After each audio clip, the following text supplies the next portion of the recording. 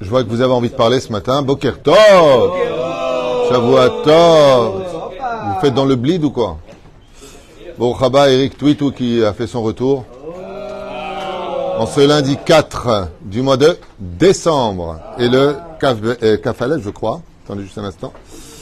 C'est ça, Kafalef. Du mois de Kislev. On ne parlera pas de Tranouka encore, mais on en parlera prochainement. Alors aujourd'hui, dans la liste, parce qu'il faut retourner dans la liste, Bezrat Hashem Itbarach, en ce lundi, cours acheté pour la Yeshua Berahamim de Daniel ben Esther Bezrat Hashem, Shakadosh Baruch Hu, Yerachem alav yatzil oto min ha'afela le'ora be'atzlacha rabba bechol ma'aseh yadav, Bezrat Hashem hu vechol bnei Israel, כל החטופים, כל חיילינו, בהצלחה רבה בכל מעשה שהקדוש ברוך הוא יעשה ניסים ונפלאות בימים ההם והזמן הזה. En souhaitant une grande החלמה מהירה ובריאות איתנה, רפואה שלמה בכל עם ישראל, בכל אתר ואתר, ובכלל סטפן, שרז'מי היקר, שמברך אותך, תזכה למצוות ומעשים טובים, ובריאות איתנה, כל התורמים שלנו, tous ceux qui nous soutiennent, puisque je rappelle qu'on est déjà le 4 et que le 10 c'est les payes, celui qui peut avoir la birkat Hashem, Be'ezrat Hashem Yitbarach. Et on pensera aussi les Nishmat Kol Mete Israël, ou Birchlalam, Mazal Tov Lin Bat Alice Mishpachat Ben Shabbat Aleha Ashalom, et toute notre liste. On commence notre shiur avec un sujet qui nous concerne tous. Alors, moi j'ai noté, je suppose que le professeur Lévy va intervenir à maintes reprises. Ouais, je pense toujours à toi quand je prépare un cours, je me dis qu'est-ce qu'il va pouvoir nous raconter. Et pourquoi je te dis ça? Parce que le titre est en rapport avec la paracha de la semaine qui est très dur à comprendre. J'ai fait un cours hier soir sur, donc il m'avait été demandé sur le comportement des frères. Parce qu'on parle quand même de tzadikim qui étudient la Torah. Là, tu peux pas dire ils ont une mauvaise éducation, leur mère était malade, leur père était schizo, ou je sais pas quelle maladie, peu importe. Peu importe. Tu peux pas dire, ça veut pas dire que celui qui est schizophrène donne mauvaise éducation. C'est pas ce que je veux dire, mais Pérouche Savar, il n'y a pas de pathologie, il n'y a pas de problème, quoi. Et qu'est-ce qui se passe? Ça veut dire Makoré Po, qu'on ait un père comme Yaakov Avinu, on ait une mère comme Léa, Rachel, Bila, Zilpa. On a, comme depuis 15 ans dans la cuisine, on vous entend, tzadikim. Peut-être qu'un jour vous le comprendrez. Au bout de 15 ans, moi je me dis peut-être qu'on va comprendre un jour. Hein? Oufren, Badavar Azeh, Meod Me'anien, de constater qu'ici il n'y a pas d'excuse. Et on verra même que dans la paracha de Vayechi, quand Yaakov décède, eh bien, il dit, est-ce que parmi vous, il y en a un qui est entaché, c'est-à-dire qui a une faute? Et ils répondent, Shema Israël, Hashem Elokeinu, Hashem Echad. Aucun des Shvatim n'a de faute sur lui. Alors, s'ils n'ont pas de faute, c'est des tzadikim, c'est des chassidim, c'est des... tout est parfait. Et pourtant, à la fin de la paracha de Vayechi, même pas à la fin, au milieu de la paracha de Vayechi, les frères, ils disent, maintenant tu vas te venger de nous, pour le mal qu'on t'a fait. Lui répond Yosef Hatzadik, Atem chashavtem lera'a, v'akadosh baruch hu Elokim chashava letova. Alors la question qu'on va développer aujourd'hui, c'est quels sont les déclencheurs qui rendent une personne bonne et une personne mauvaise. Voilà ce que je voulais partager avec vous, que j'ai préparé à toute vitesse en faisant une liste très longue. Je ne sais même pas comment j'ai... Maintenant je regarde ça, je dis, je suis rapide. Je ne sais même pas comment j'ai pu en arriver là. Parce qu'on verra qu'une bonne éducation, même si c'est la première des règles, une bonne éducation, eh bien on voit qu'ils ont tous eu une très bonne éducation et ça ne les a pas empêchés d'être de mauvaises personnes qui ont commis de graves erreurs, même si à kol ayamechuvan minashamaim, si tout était dirigé par le ciel. Alors moi j'ai préparé une liste de qu'est-ce qui peut rendre bien et une personne qui est bonne. Moi je vous ai préparé une liste. Bien entendu, ce qu'il y a de rapide, c'est qu'une mauvaise, c'est le contraire de la liste. Non, j'ai noté d'autres choses. Voilà. On va essayer de voir ensemble, au niveau ésotérique, la première chose qui rend bonne une personne, c'est l'intention que tu avais le jour de sa conception. Comme ça dit le Zohar Kadosh, pas que le Zohar, beaucoup de livres le disent, que l'ange Laïla, quand il va chercher une Neshama, il va dépendre de l'état mental de la soirée que tu vas passer à aimer ton épouse pour concrétiser la venue de cet enfant. Je m'explique. Vous constaterez que quand ta piste, d'atterrissage, elle est lisse, tu peux faire atterrir n'importe quel avion. Elle est large, elle est lisse, elle est éclairée, elle est propre. N'importe quel Boeing peut atterrir. Mais de faire atterrir sur un champ ou se faire atterrir dans un désert où il y a des cailloux, Là, tu peux faire éventuellement atterrir un petit avion à hélice. Comment on appelle ça, les petits trucs à hélice, là? Professeur. Ça n'a pas un nom, ça? Un planeur. Non, non, pas un planeur. Non, non. Aéronef. Non, non, non. Toi, t'es viré aussi. Non, c'est pas un aéronef. Non, pas du tout.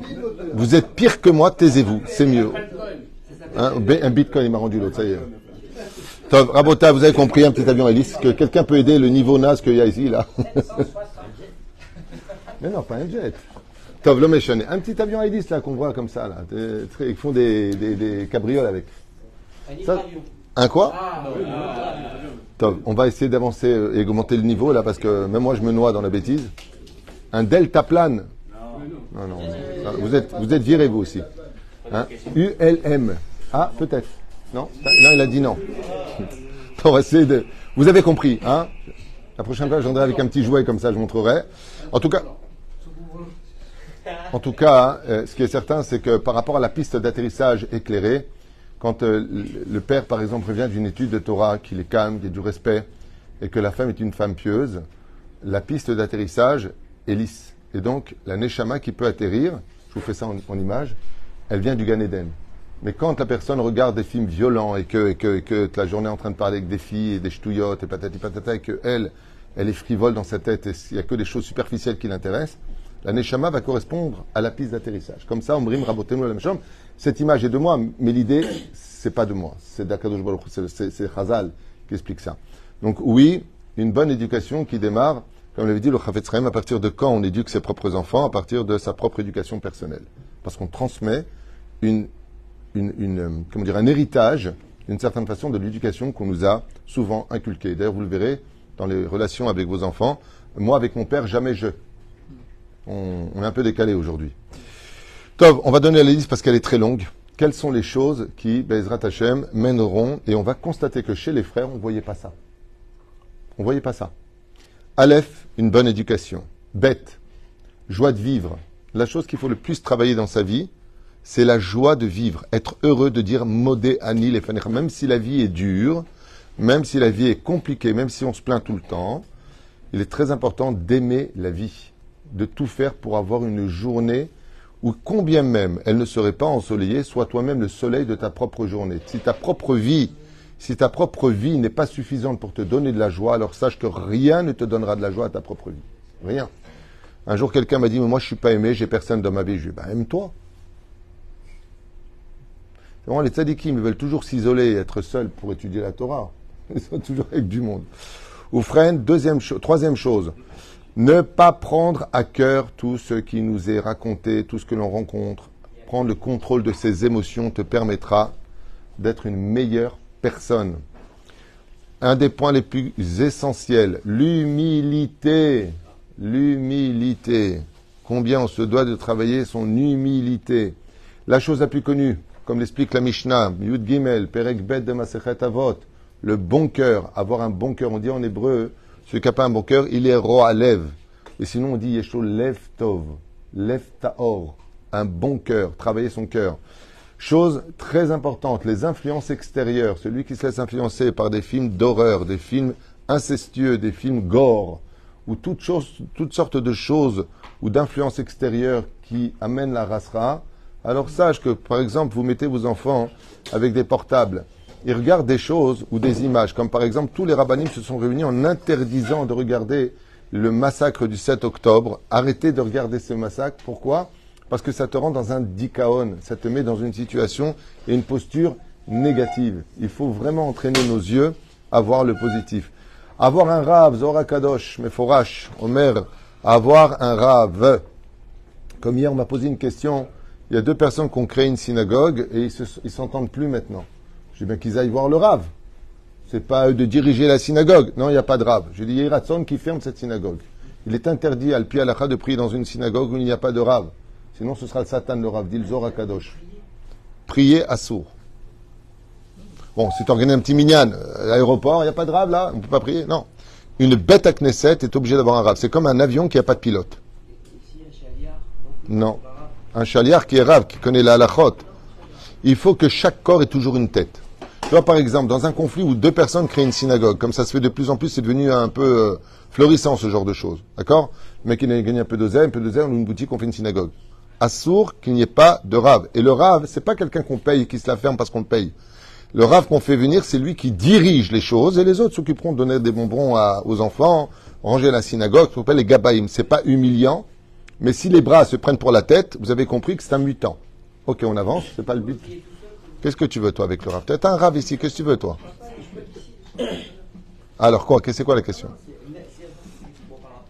Ouais, c'est mieux.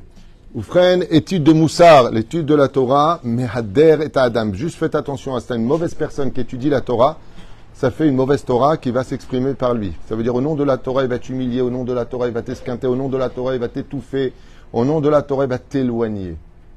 C'est la Gemara qui le dit. Sama Haïm, Sama Mavet. Fais attention à la Torah. Tu prends une personne qui est toxique, elle apprend la Torah, ça fait un Talmid Chacham toxique. Ça ne fait pas une meilleure personne.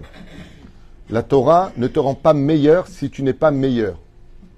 À quoi ça ressemble? Prends un verre, mets de la boue, mets du bon lait frais, ça te fait du lait à la boue. Voilà ce que ça fait quand une personne est mauvaise.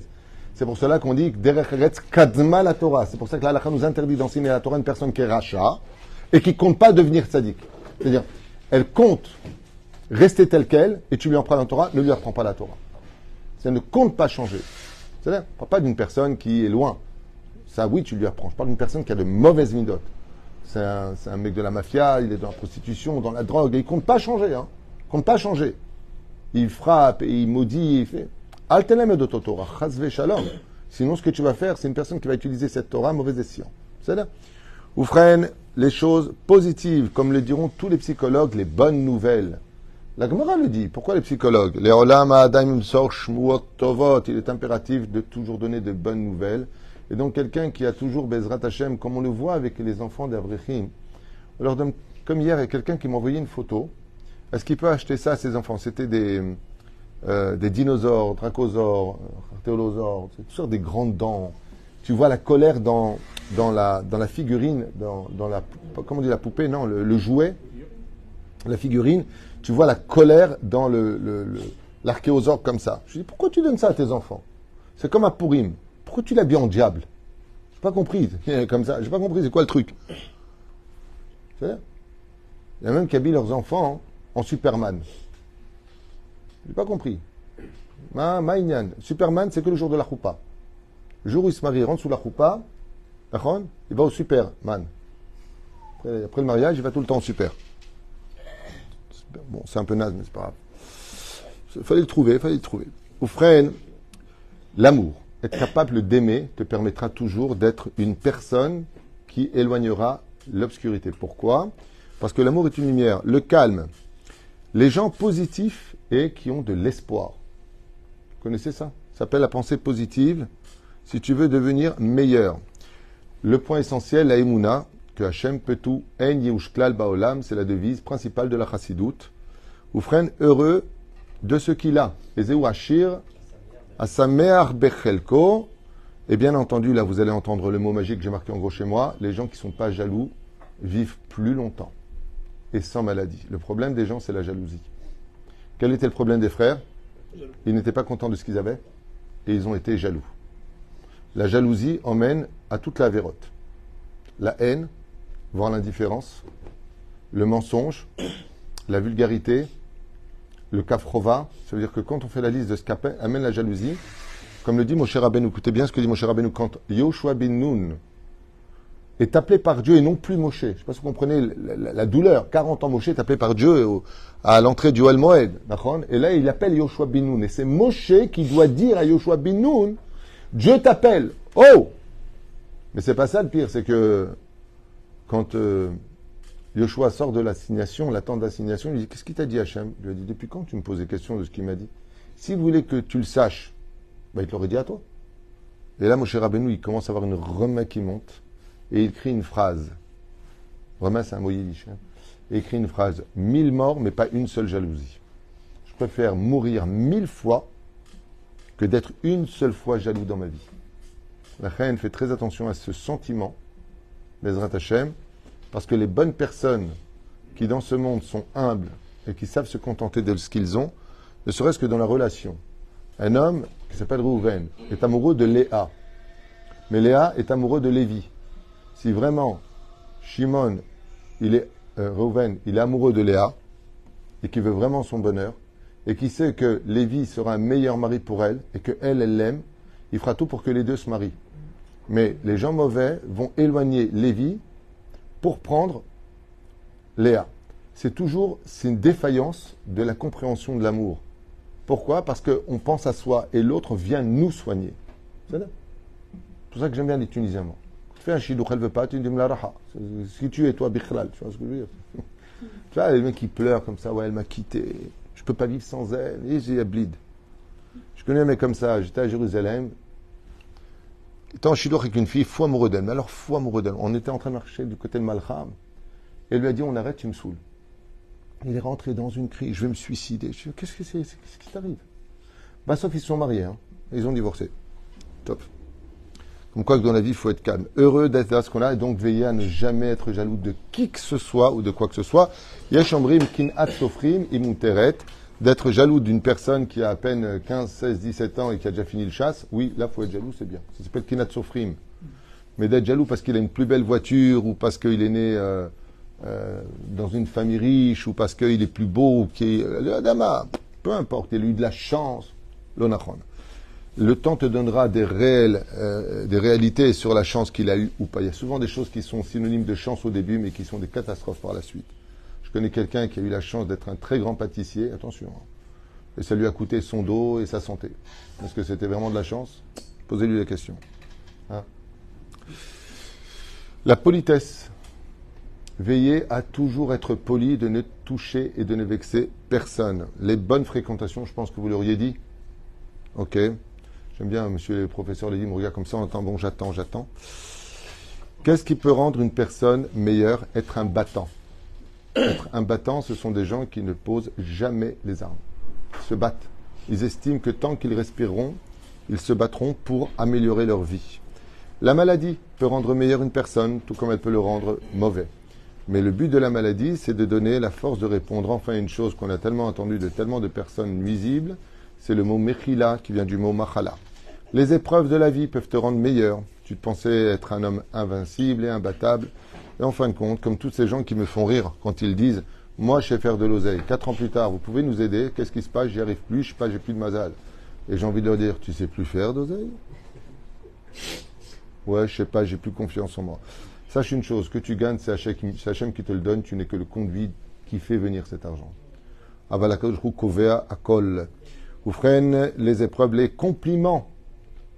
Alors ça, c'est un mot, par contre, je pourrais faire un cours sur ce sujet-là. Je ne sais pas pourquoi les gens ont du mal à les fargen. Je sais pas, ton fils, il te dit quelque chose, ta femme, ton mari, quelqu'un. Tu sais, voilà, j'ai eu ça. T'as dit Mila Tova. T'as dit Mila Tova. Vous savez ce que c'est de dire quelqu'un? Quand quelqu'un, il monte à la Torah, il a fait une belle prière. Je ne dis rien. Chazak, il a fait Bli Ainara, bien sûr, derrière. Sinon, voilà. Toi, tu dis peut mieux faire. Allez. Aval, sachez une chose, surtout pour les femmes, plus que pour les hommes, même si les hommes, ça fait toujours plaisir d'être encouragés par de belles paroles, n'oubliez jamais, Béhémet, que ça ne coûte pas d'argent, c'est rien de donner un compliment. Tu rentres à la maison elle est propre. Tu crois quoi? Elle s'est faite toute seule, la maison, le balai, c'était dans Apprenti sorcier ou quoi? Tu crois que ça s'est fait tout seul? Tu sens, tu rentres, il y a des pâtes à la bolognaise. Non, pas ça, c'est trop bon. Du hachis parmentier. C'est trop bon aussi. Bon, un je sais pas, un truc. Ok? Tu crois que ça s'est fait tout seul? Ça sent bon. Que Dieu te bénisse ma femme. Un mot gentil. Maïesh. Qu'est-ce que ça te coûte de le dire? Même si tu ne le penses pas. Maïesh. Combien c'est important de complimenter pour garder le bien? Vous savez pourquoi? Car mitzvah goreret mitzvah. Le bien apporte le bien. Le mal engendre le mal. Mais la reine, quand tu sais complimenter quelqu'un, même pour quelque chose de petit, par exemple, ton fils, il descend la poubelle. Bah alors, t'as mangé, là, tu peux la descendre. L'onachon. Bémet. Quand la cavote, tu as descendu la poubelle, tu as aidé papa, tu as aidé. Il faut remonter les choses, montrer que c'est bien ce qu'il a fait. Et nous, on voit tout comme un dû. Tout comme un dû. C'est vraiment dommage d'être aussi médiocre que ça dans la vie, alors que ce sont des choses dont j'ai honte de parler tellement c'est banal. Je trouve ça tellement banal d'être une bonne personne. Ça ne veut pas dire que d'être une bonne personne, c'est acquiescer ou accepter tout ce qui nous tombe sur la tête. Hein. Il y a des moments dans la vie, il faut vraiment aussi mettre les points sur les discussions, ne pas être forcément d'accord pour être meilleur. Le mec, il dit, je suis pas d'accord. Alors tu es mauvais. Ou lui, je suis pas d'accord. Ou freine. À ne pas se plaindre. Alors, une des choses que Dieu déteste le plus, si tu veux faire partie des bonnes personnes, évite de pas trop te plaindre. Dieu déteste les gens qui se plaignent tout le temps. On dit je crois, il y a plusieurs mots. Comment on dit en tunisien ceux qui se plaignent tout le temps? Hein? Non. Non, Mchenef, c'est mauvais pied. Non, on n'a pas ça, nous. Et tu disais, comment on dit ceux qui se plaignent tout le temps? On n'a pas ça, nous. Il n'y a pas plus des gens qui se plaignent plus que les Tunisiens que tu parles. Gerger. Il n'y a pas Ren comme ça? Non, Gerger, ça c'est en tunisien, mais Ren. La Rama. Bon, ça, lui, comment ça, les gens qui se plaignent en algérien? Ma femme, elle le disait avant. Comment on dit? En algérien, ouais. Je sais pas, j'ai oublié. Toi, t'es algérien, toi? Tu te plains tout le temps en plus. Comment elle te dit, ta femme? Elle dit rien. Tov. Gem. Voilà, on l'a trouvé. Gem. Les gem. Qu'est-ce qui se plaignent? Alors, il y a ceux qui provoquent aussi des plaintes. Que les gens toxiques vont faire en sorte que l'autre se plaigne tout le temps. Parce qu'ils sont toxiques. C'est leur but. Pour dire à la fin, tu te plains tout le temps. Ou freine, se concentrer sur le bien. Être concentré sur le bien, voir le positif, que de constamment observer le manque. Alors, un mot simple, mais qui vaut de l'or, être souple. Les gens sont durs, être souple dans la vie. Toujours couper la poire en deux. Trouver des terrains d'entente font partie du bien-être des gens. Aimer, Baruch Hashem, être aimé, c'est ce que je voulais dire, et avoir des amis te permettra d'être toujours meilleur. Parler toujours du bien des autres et non pas le moti shemra ou le lachonara. Réfléchir avant de répondre. Les gens émotifs et les gens nerveux répondent toujours de travers. Ce qui fait que même si au fond ils avaient raison, la forme leur donnera tort. Chose à retenir psychologiquement, être ordonné. Quelqu'un qui est propre, quelqu'un qui est ordonné, en général, pas un malade comment on appelle ça, les extrêmes là? Les maniaques, non, ceux-là, c'est pas bon. Je parle des gens qui sont ordonnés dans leur tête, en général, arrivent à éviter les amalgames. Les amalgames rendent mauvais une personne, mais les gens ordonnés, qui ne confondent pas, qui ne mélangent pas tout, Bezrat Hashem, arriveront toujours à rester meilleurs. Et le mot principal, être ta'or ve kadosh. Les clipotes nous rendent mauvais. On va passer maintenant à les déclencheurs du mal. On va essayer de comprendre un petit peu ce qui peut nous rendre mauvais. Aleph, l'injustice. Quand on subit des injustices ou que pour nous ce qui se passe est injuste, il y a quelque chose en nous qui grandit de façon absolument colérique. On ne supporte pas l'injustice. Je pense que très peu de gens d'ailleurs le supportent. Moi, c'est une des choses que je supporte le moins, c'est l'injustice. Je ne peux pas. Si j'ai tort, je dis pardon. Si j'ai pas tort, et que l'autre insiste en plus de ça, je m'éloigne. Donc, les déclencheurs du mal, nervosité bien entendu, l'injustice, comme on l'a dit, la vulgarité, la jalousie, les mauvaises influences, persuadés d'avoir raison. Tout ce que je vous dis, c'est ce que j'ai constaté chez les frères. Ils étaient persuadés, d'ailleurs c'est le cours d'hier, persuadés d'avoir raison. Alors qu'ils ne l'avaient pas. La déception, à force de prendre des coups, des déceptions, le désespoir, la colère. L'hypocrisie. Ça fait partie des choses mauvaises. Ce n'est pas mauvais. On parle de ce qui rend mauvais. Ceux qui se concentrent que sur le manque ou sur ce qui est mal. La jalousie par excellence. Jamais content, jamais bien. Vous connaissez cette phrase. Ils se plaignent constamment. Les orgueilleux, les gens durs et têtus, rigides, ont une vie très très malheureuse. Les gens impulsifs, ferait mieux de se calmer. Et pas aimés, pas d'amis. Toujours dans le côté réprobateur. Parle toujours mal des autres. Motisha Amra Belashonara. Les dépressions, bien entendu, peuvent te rendre mauvais parce que tu t'enfermes. Ou ceux qui sont à bout, d'où l'importance de gérer ses émotions et de savoir faire sa hitbodedut en temps et en heure. Vous savez que quand on voit ça au niveau de ce que nous ordonne la Torah, Bémet, c'est incroyable parce que la Torah est un guide parfait pour te rendre et savant et surtout meilleur personnellement et les gens désordonnés. Là, on rentre dans 1, 2, 3, 4, 5. 5 choses qui peuvent te rendre très mauvais, mais qui ne sont plus dépendantes de toi. Donc 5 choses qui peuvent te rendre vraiment très mauvais. Et avant de le dire, oui. Où est-ce que vous mettez la préférence? Alors la jalousie. C'est dans la jalousie. Ça, c'est Yaakov, c'est la paracha de la semaine. Il a offert à Yaakov, et donc les frères ont été jaloux. On ne fait pas un cours sur la paracha, on fait un cours sur les déclencheurs du bon et du mauvais. Là, vous allez entendre 5 choses que je vous ai notées à toute vitesse, mais qui demanderaient chacun un cours. Et il ne faut pas prendre ça à la légère. Ça existe. Contre toute attente, ça existe. Le Rambam dit que la sorcellerie de jour, Bichlal, c'est de la blague pour celui qui a des mounas. Moi, je peux vous affirmer que la sorcellerie, ça existe. J'ai même eu des gens de ma famille qui ont été ensorcelés. Et c'est Rabbi Moshe Deri qui les a désensorcelés. Je parle de gens de ma famille, qui étaient complètement robotisés. Tu pouvais leur parler du matin au soir. Ils étaient au doigt et à l'œil. Hein? Première chose, les gens possédés. Il y a des gens qui sont possédés ou par des esprits ou pire encore. Le fait d'être possédé te rendra automatiquement dans la mauvaise direction. Car si tu es possédé, Bofen Ikroni, c'est souvent des mauvais esprits qui possèdent. C'est ce que je viens de dire. Des choses indépendantes qui te rendent mauvais. Deuxième chose, la sorcellerie. Alors, la sorcellerie, il n'y a pas besoin d'aller chercher du sang de Nida à mettre dans le plat ou des choses comme ça, ou prendre un chevet de l'enterrer, ou prendre un habit de faire des choses mauvaises avec, ou l'histoire du cadenas et tellement de choses. La sorcellerie, il suffit simplement de toucher sa femme Nida pour être ensorcelé, ou de coucher avec une non-juive ou un non-juif. Automatiquement, la Gemara nous dit dans Sanhedrin, tu es déjà ensorcelé. Quand quelqu'un m'appelle en me disant mon fils est avec une non-juive ou avec un non-juif, alors il me dit il est ensorcelé. Et ils l'ont ensorcelé. Non. Le fait d'y être, c'est déjà être ensorcelé, dit la Gemara, dans Sanhedrin. Donc, oui, sur quoi? Ça s'appelle les klipotes, mitlapshim alecha. Donc, troisième chose, la pire de tous, les klipotes. Les klipotes, automatiquement, ça peut être indépendant de toi, t'empêcheront de faire tes chouvas, comme c'est marqué, celui qui ne mange pas kasher. Mais tam et ta lèvre, les klipotes se mettent sur ses yeux, sur ses oreilles. Donc il peut voir la vérité, mais il ne l'inclut pas en lui. C'est pour ça que le mot Shema Israël se traduit par écoute ou alors reçoit. Est-ce que des fois tu peux écouter quelqu'un, mais tu ne reçois pas? C'est pour ça que dans l'armée, pour être certain que ce qu'il a bien entendu, on ne dit pas attachoméa. Tu reçois, reçu, 5 sur 5. C'est-à-dire, reçu, anti-ainara, 5 sur 5. Pourquoi on dit reçu? Reçu, ça veut dire j'ai entendu et j'ai compris.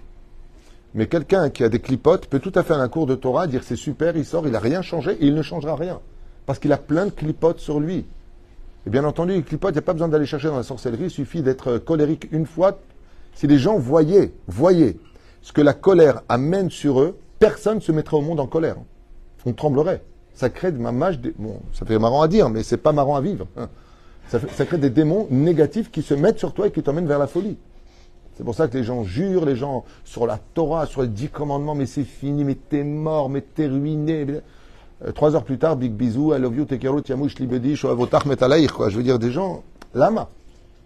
C'est une folie. C'est pour ça que c'est marqué Oved Avodazara.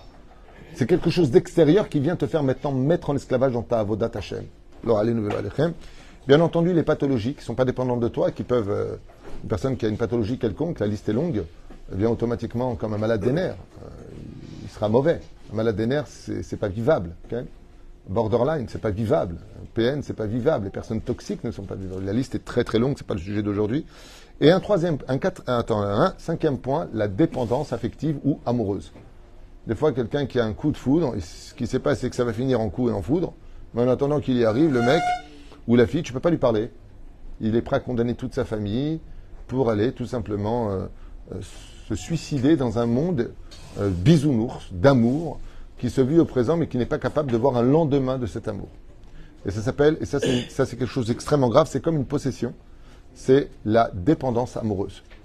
C'est pour ça qu'il faut toujours, moi ce que j'adore dans le monde Haredi, dans le monde de la Torah, c'est qu'il n'y a pas de dépendance amoureuse. Il n'y a pas. La Torah, elle te dit d'être d'abord cérébral avant de t'adresser à ton cœur.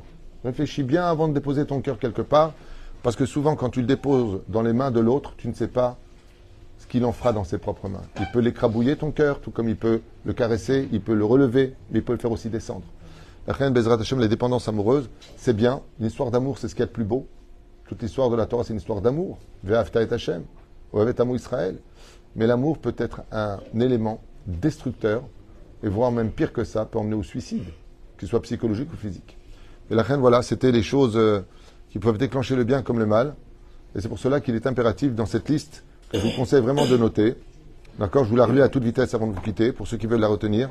Une bonne éducation, joie de vivre, pour ceux qui veulent devenir meilleurs, pas prendre à cœur, contrôle de ses émotions, humble, un bon cœur, travailler cela, faire très attention aux influences négatives, les mauvaises images, les mauvaises nouvelles, avoir un rab, étudier beaucoup de moussard ou les biographies de nos sages, n'entendre que de bonnes nouvelles, être capable d'aimer, d'avoir de l'amour, d'être calme, d'être positif, et toujours avec un lendemain d'espoir. Baal Emouna, ne jamais oublier que Hachem peut tout, que rien n'est définitif. Heureux de ce qu'il a, travailler son domaine le plus dangereux de tous, la jalousie qui mène aux autres, mauvaise midote, toujours rester poli. Donc en d'autres termes, de garder l'élément de dire, dis-moi ce que tu me reproches, est-ce que je t'ai manqué de respect? C'est une phrase presque utopique de dire aujourd'hui. Les bonnes fréquentations, être un battant, profiter de ses maladies pour se remettre en question, les épreuves de la vie peuvent te montrer que ton orgueil, tu ferais mieux de le calmer, donc l'humilité. Savoir complimenter, c'est important. Ne pas se plaindre tout le temps, ou alors peu, se concentrer sur le bien, au lieu de voir constamment le mal, d'être beaucoup plus souple dans la vie. Ça ne veut pas dire qu'au nom de la souplesse, le mec il dit, bon, sois souple, viens, on s'embrasse. Non, je n'embrasse pas, non. C'est ce que je veux dire. Sois pas trop dur. Psychorigide. Psychorigide. Non, mais la souplesse, elle est valable que quand elle est dirigée dans le monde de la Torah. C'est pour ça que je dis avoir un rave.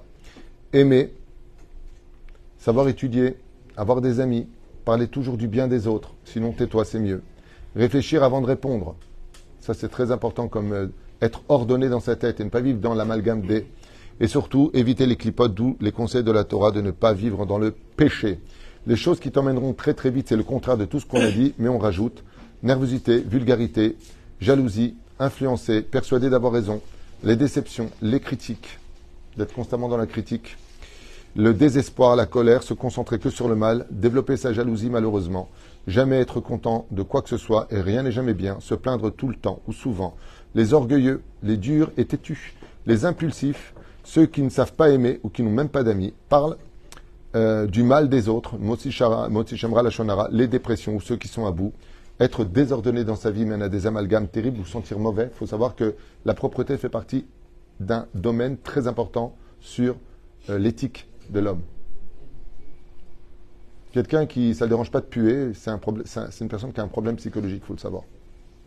C'est que c'est même pas faire la différence entre les bonnes odeurs et les mauvaises odeurs, qui est le langage de la Neshama. C'est d'avoir Nora Ve'ayom. Je ne comprends pas qu'on ait besoin d'entendre dans les Shlom Bayit des femmes qui supplient leur mari d'aller se doucher, ou le contraire. J'arrive pas à piger, je veux dire. Même l'autre, Renaud, il a chanté une chanson sur ça. Arrache-toi là, t'es pas de madame, casse-toi tu pues, et machin, je veux dire, à un moment. Et les éléments qui, bien entendu, extérieurs, les gens possédés, sorcellerie, les clipotes, les pathologies et les dépendances amoureuses. Voilà. Yeshler Er Aladavar, Bezrat Hashem Itbarach, les déclencheurs du bien, les déclencheurs du mal. Travaillez déjà tout ça et vous verrez, Bezrat Hashem, que dans la vie, il en faut peu pour être heureux. Baruch Adonai Leolam Amen V'Amen.